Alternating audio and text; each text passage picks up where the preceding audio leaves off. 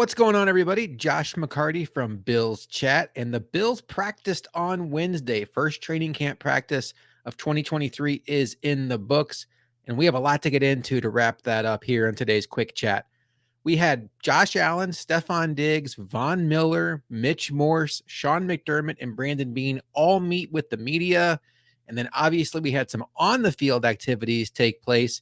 And while it's only one practice, we do have one player whose stock is already starting to go up and one player whose stock is already starting to go down. We're going to get into all of it right now. Let's start with the big story of the day. Stefon Diggs met with the local media for the first time since the season ended. And I will tell you all, it was 20 minutes of perfection from wide receiver one. We all know the backstory of what happened this offseason. We're not going to recap that in this video. But what Stefon Diggs had to accomplish today was to put an end on this offseason story that there is some rift between him and Josh Allen, or him and Sean McDermott, or him and the Bills organization. And he hit that absolutely out of the park.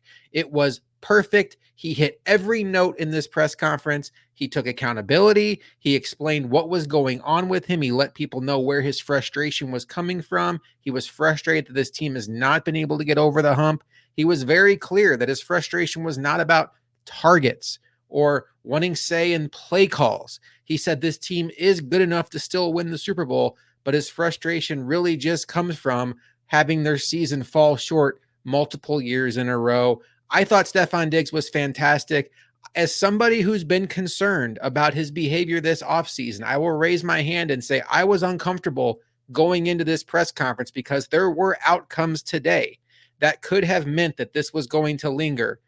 I feel worlds better about Stefon Diggs, his mindset, and the Bills as a whole after listening to him. It was picture perfect, and I think we can finally put a bow on this Stefon Diggs drama, get past it all, and start to move forward to 2023 and what these Buffalo Bills are going to accomplish with Stefon Diggs in the fold. He did reiterate he 100% wants to retire as a Buffalo Bill. He has no interest in being traded. He believes this team can win a Super Bowl. I highly recommend, whether it's Buffalo Bills YouTube or buffalobills.com, take the time out of your day to go watch that press conference. It's absolutely worth your time.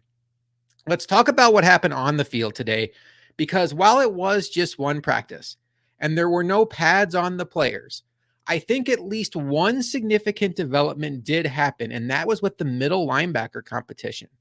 Coming into camp, Tyrell Dodson, Balin Spector, Terrell Bernard, and rookie linebacker Dorian Williams were thought to be the four players really in contention for that spot, with A.J. Klein kind of being the break glass in case of emergency option if none of those guys took grasp of the job. What we learned today is despite Dorian Williams tinkering at middle linebacker during OTAs, Brandon Beane clarified that Dorian Williams for his rookie year is primarily going to focus on the weak side linebacker spot, which puts him as a direct backup to Matt Milano and focused on special teams.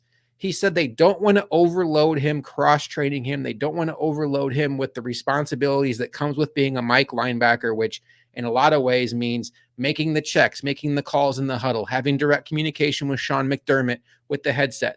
So it seems like even though it's only day one, we can already rule Dorian Williams out of the middle linebacker competition. Tyrell Dodson got the start today, and it sure seems like while other positions we saw a veteran get the nod on the first day, it sure seems like Tyrell Dodson does have a significant leg up in this competition. He's been in the system for multiple years. This is a position that you need the trust of your head coach. Luca and I have said multiple times that Tyrell Dodson, in our opinion, is very much the Dane Jackson of linebackers, where they have a lot of trust in him. And for a younger player to take that job from him, they're going to have to super exceed where he's at, because the trust level with the coaches and Tyrell Dodson is very, very strong. I would predict right now on opening Monday night against the Jets, the Bills starting linebacker is Tyrell Dodson. Terrell Bernard was running second team middle linebacker with Dorian Williams running outside linebacker.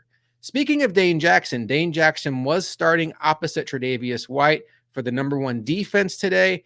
Not an overly big deal, kind of expected. He is the incumbent starter from last year, but there is concern out there now that we are now heading into the second year of Kaiir Elam, a first round pick last offseason that the Bills traded up for, and he still can't crack the starting lineup. We know what Dane Jackson is.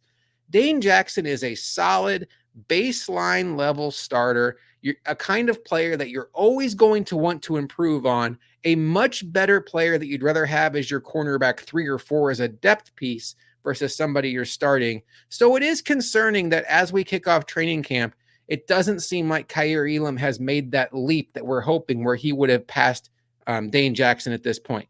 A lot of time still to be had here. It seems like all these guys, Dane Jackson, Christian Benford, and Kaiir Elam, will rotate in and compete for that spot. But Brandon Beane did reiterate in his press conference today that while Kaiir Elam is a former first-round pick, he may have had a steeper learning curve than even Christian Benford just because of the style of defense he played in Florida. They were very man-heavy. The Bills tend to be a little more zone-heavy. You hear things like that, and you do start to wonder if the organization is planning on Kaiir Elam maybe not becoming the starting cornerback.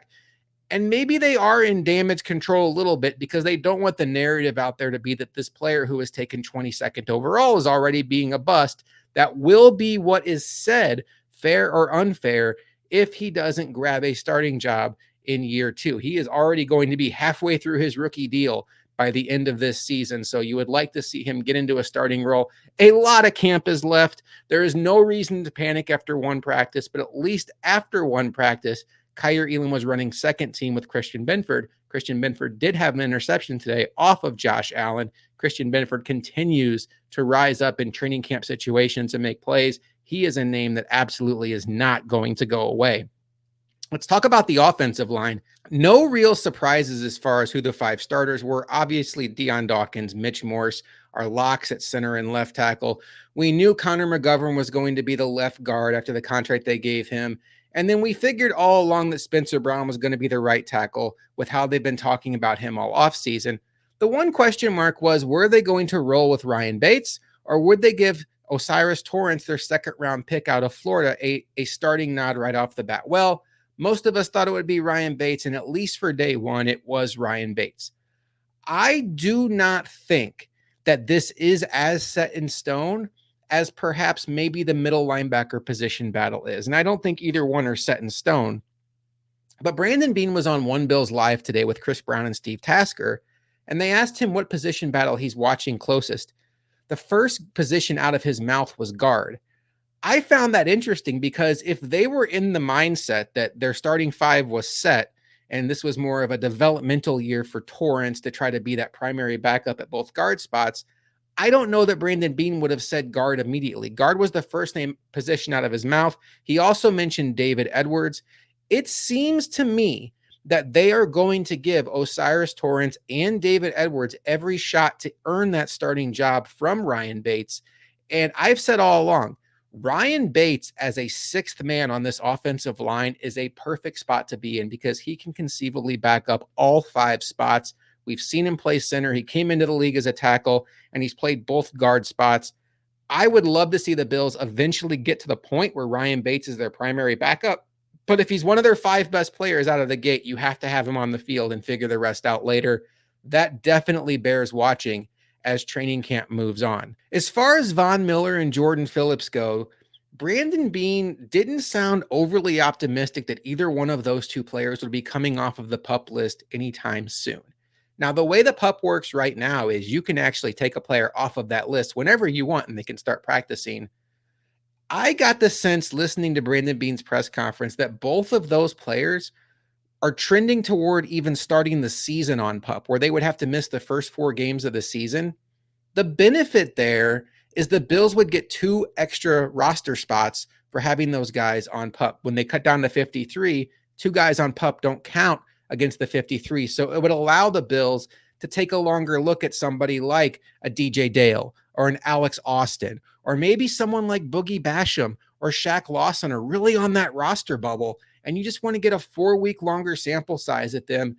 And obviously, Von Miller is the kind of player that if he's ready to go, you put him out there.